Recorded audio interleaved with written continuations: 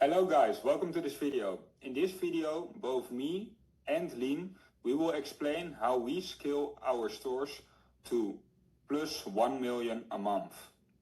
Okay, so basically, I will first shortly introduce myself. My name is Rut, and Lean was one of my first coaches.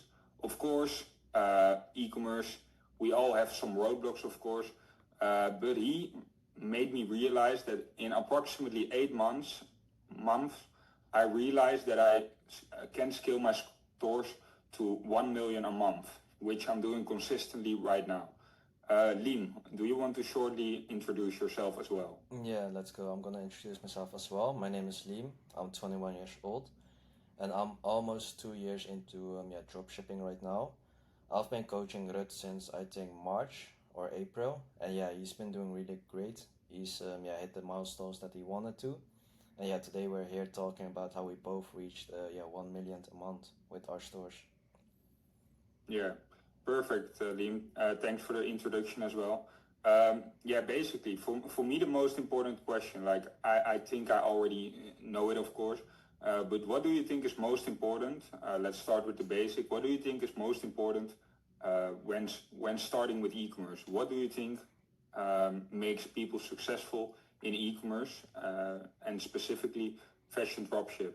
I think for me it's definitely competitor research because you will have to like find competitors that are really doing great numbers and you will basically see what they have in common because if you don't really do great competitor research in your market you will just make your store based on actually nothing and you want actually proof of concept before you enter market. So yeah, I would say competitor research is the most important. Just see how their website looks like, how they make their creatives, how they make their ad copies. I would not copy it like one on one from one competitor. I would just look for like the top 5 or 10 competitors in that market and then just see what they have in common. And most of the times you can see that they have like either basic creatives like a single image or single image with background and like a standard website with like 30 days guarantee, like those sections. So I would say that's like the most important and that's what I always do before I enter market. Yes, yes, I totally agree as well. I think why we can scale our stores to 1 million a month is because, yeah, we just basically spend more hours in the ad library. But do you think our product research is the sole reason uh, to why we are doing 1 million a month? And could you also guide me a bit, and especially the viewers at home, could you guide us a bit? Okay, um, yeah, what is more needed? Like, is it solely the product research, or are other factors important as well? I would say it's a combination of both market and product research because if you do good product research but you don't do great market research, you can have like the best products, but then your site can still be shit, so you won't be selling anything. And otherwise, if you do like really good market research, you build like the perfect site, perfect ads, but you don't have a good product, then you're also not gonna sell anything. So I would say it's a combination of both actually. I don't know how you think about that. Yeah, I think the same. I think basically if you can keep things really simple, especially with fashion dropship, what you see beginners do is that they overcomplicate some things.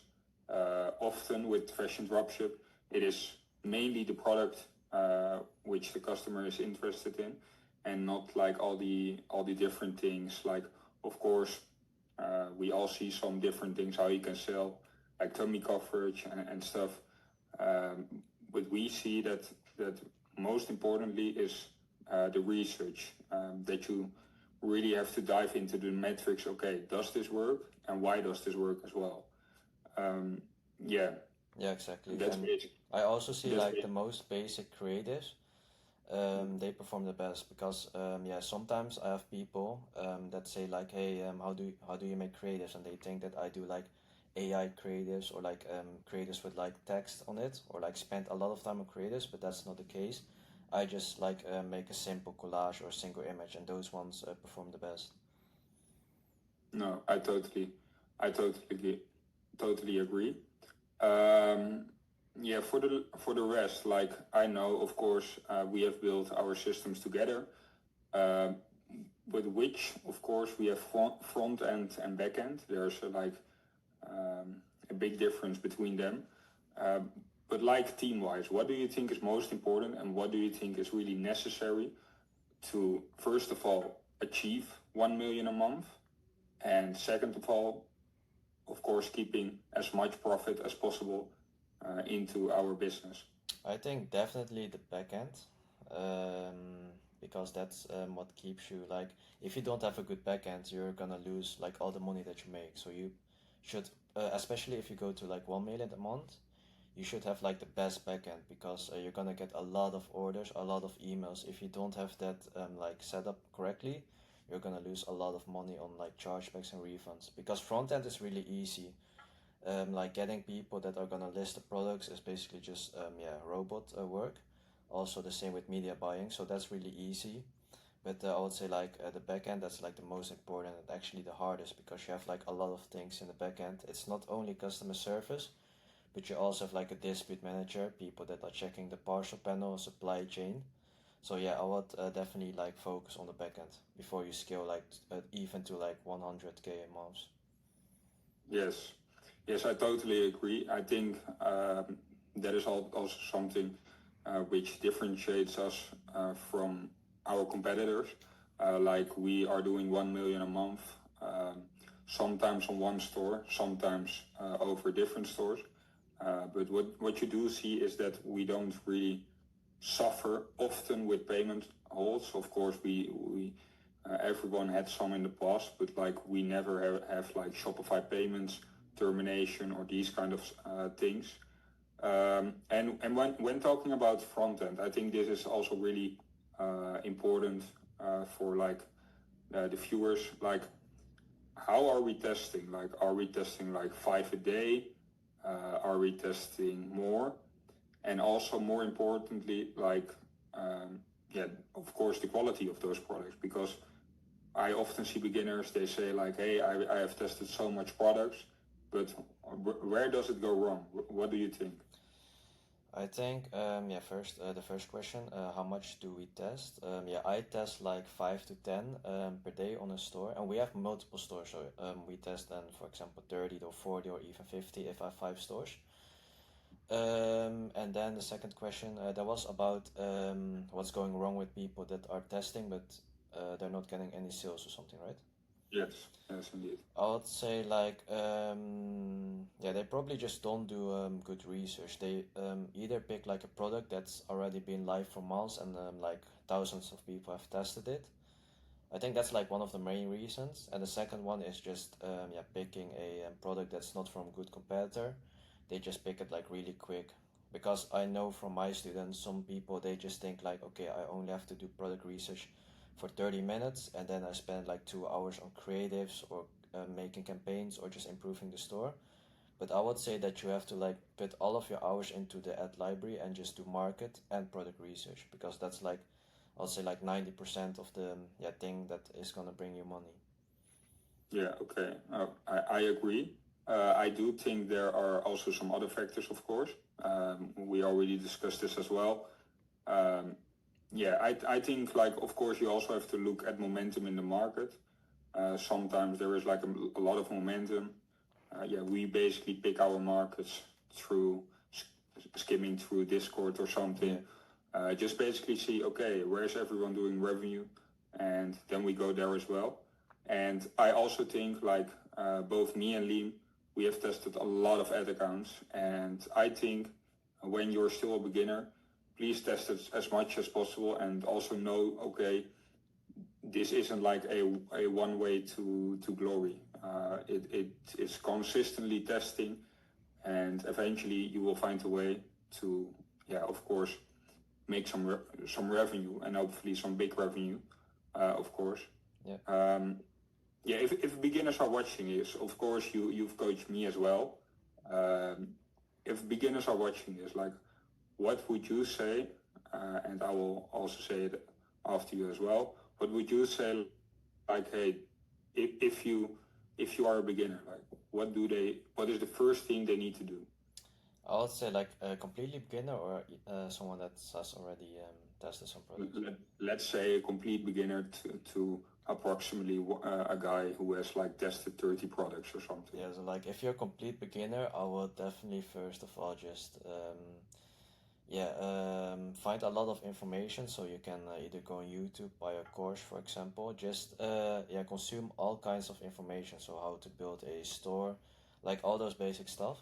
After that, pick one video that from a guy that you like or one course, and just follow that strategy because on YouTube you have like 100 different strategies of people. I would just pick one and then just test it out because that's how you start. You don't want to, like, for example, watch this video where someone is gonna test with CBO, and then the next day you're gonna watch another video from a guy that's gonna test ABO because that's like a complete different thing. Both works, but you just have to stick to like one strategy. And after that, I would, as you said, just test different ad accounts as well. So I would start testing like 5 products if you have the cash flow, and then I would divide it into 2 ad accounts. So you test, for example, 3 products on one ad account and then 2 on the other. And after that, I would just analyze your data after like 20 or 30 products, just see what's going good or not. And you can basically just look on your Facebook stats and you can see all the data there because there you can see like the CPC, the CPMs. If that's high, then you know that you either don't have a good product or that your creative or ad copies are bad. So that's what I would Yeah. start like at the very beginning. Yes, I totally agree with you. Um, I think for me the reason I have like invested a lot of myself in myself, especially in the beginning. I was somewhat bigger on cash flow at the times, but so I literally invested as a maniac into myself. But also for beginners, and this is like we don't want to push you, but we want to motivate you that you really have to invest in yourself. So my advice would always be, okay, look at the coach who has, look for guidance from someone who's really doing numbers and also who can validate himself as well. The same happened with me. Like Liam literally changed my life. Like I really, at the time he first started coaching with me, he was doing like 800K in revenue a month. And also this is for the viewers at home, literally fact check your coach, because if he isn't doing the numbers you want, then he literally he can teach you what you want as well. So I think we can basically end on that as well. Liam, do you have anything else to mention to or something to say for the viewers at home? Yeah, so basically just for the viewers, you before you were coached by me, you had like a other course or something, right? Because you you started with some experience when you came with me. Yes. You had like a course, right? Or like a group Yes. call or something. Like how was that? Yeah. How was your experience on that? Honestly, what you often see, I think groups coaching is a good introduction into e-commerce. But if your cash flow allows it, I think, and if you really want it, I think you always have to go for a one-on-one project. Like it is also like, of course, with groups coaching, the entrepreneur who's giving like the groups coaching, he will do everything he can to teach you in the best way, of course. But sometimes these groups coaching are getting a bit overloaded. So I think if you are really dedicated, you can just pick your best investment, and of course fact check your coach, because otherwise it is just a hopeless dream. Yeah, the thing with group coaching is they will give you information, but it's not like specific, like one-on-one. So, for example, there can always be something that's not gonna get you any sales. It can be like one small thing, but you really need like a coach that will watch you on that. So basically, when you share your screen, you go to the settings. There can always be one small thing that can make you go from 0 to 1K day. But you can only achieve that with a coach because you wouldn't, as like a person to watch your screen while you're like in a group call with someone. So yeah, same with me. When I started, I bought like a course from Samu Anua. It was like 300 euros, I believe. It was just a video course, so I learned a lot of it. But yeah, I didn't have someone who looked with me. So sometimes I make the wrong decisions in terms of scaling, or I test products where I think that they're like good validation, but I didn't know that because I had no one to like look on me. So yeah, when I joined that program with the one-on-one coaching, that's when I really started seeing the results, because then I had someone who like looked with me and said like, hey, you scaled this wrong, you should do this, for example. Yes, I totally agree. I think people at home, of course, I hope you really maybe took some things out of this call that you can do yourself as well.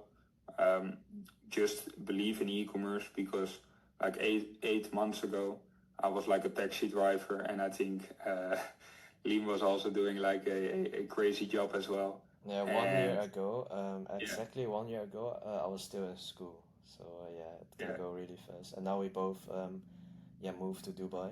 So yeah, it can go yeah. really fast. Yes. So that is just, I think I can speak for both of us. Really trust in e-commerce, and then it really can change your whole life. Um, just invest in yourself, get better every day, and yeah, you will come there certainly.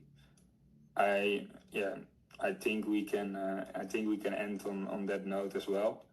Yeah, Liam, thanks for your call. I know you're busy in Vietnam as well, so thanks for your time, and we'll speak again. Yeah, see you. Perfect.